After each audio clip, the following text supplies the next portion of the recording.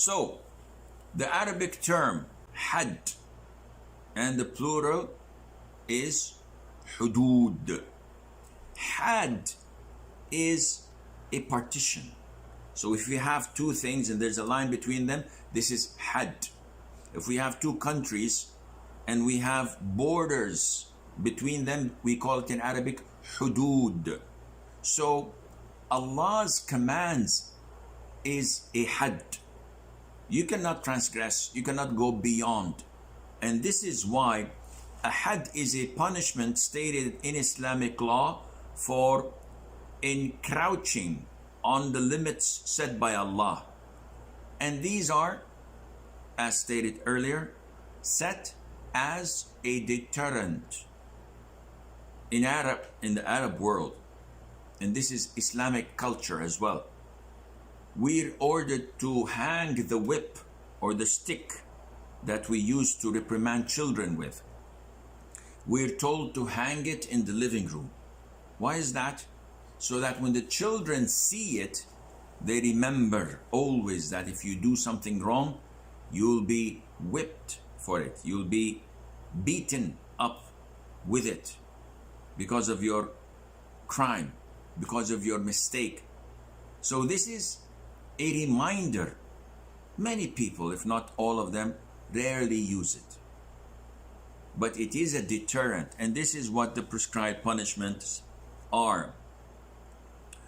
They help to spread security and reassurance in the community. They serve to absolve the guilty of their guilt, because the Prophet said that in an authentic hadith, alayhi salatu wasalam, whoever commits any of these offenses and is punished for them, meaning in this life, such punishment absolves him, meaning that Allah Azza wa Jal would not hold him accountable on the day of judgment. So let's get onto it, not get it on, but get onto it, to the first of the sins that require prescribed punishment, the sin of zina. And in English, I think linguistically, they differentiate between fornication and adultery. So if my understanding is correct, and I don't know, I haven't looked it up in the dictionary yet, but fornication is when a person commits the sin of zina when he was not married. And adultery is when a married person commits this offense. And it refers to sexual intercourse between man and woman when there is no legitimate marital relationship, real or imagined, between them. What are the proofs that this is haram? Allah says in the Quran, do not come near adultery. It is indeed an abomination and an evil way. And look at the beautiful description of the Quran. Do not come near adultery. وَلَا تَقْرَبُوا الزِّنَا. And Allah did not say وَلَا تَزْنُوا. Allah did not say do not fornicate, because then everything else would be okay. He said do not come near fornication or adultery. What do you mean by do not come near? It means that any means that would take you there, it is prohibited. So Sheikh, do you mean that chit-chatting with my friend, with my colleague of the opposite gender, whether in school, college or work, is haram? I said, yep, it's haram. Why, Sheikh? It's just chit-chatting, messaging, and WhatsApping. What's wrong in that? Is there a possibility that this may lead to fornication? If I'm lucky, then it's haram. Sending your gaze and looking left, right, and center at the beauty of the opposite gender, which you know that turns you on and makes you lust after it, would it, maybe not now, later on, lead to zina, fornication, and adultery? Sure. Watching pornography, listening to music, love songs, watching movies, going to nightclubs, strip clubs, going to bars, consuming intoxicants, having dinner with the opposite gender on a date, casual talking at the park, all of this falls under do not come near fornication. Islam did not say do not fornicate. This is the end product.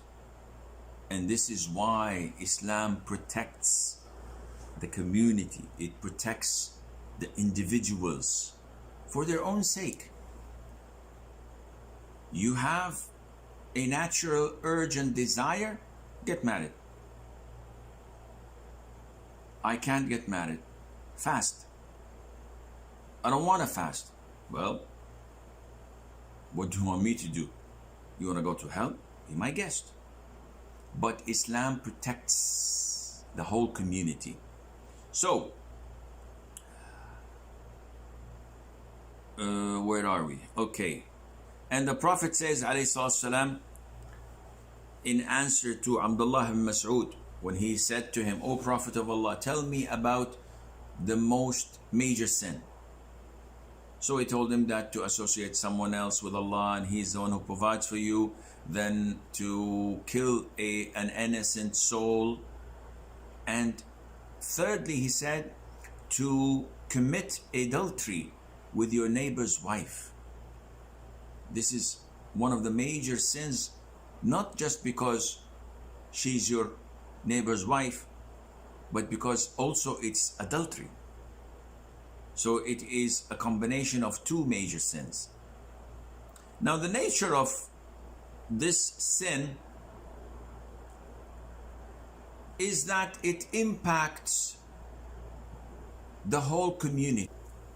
Islam protects the community. What we see in the West, people not having marriages, especially among the youngsters.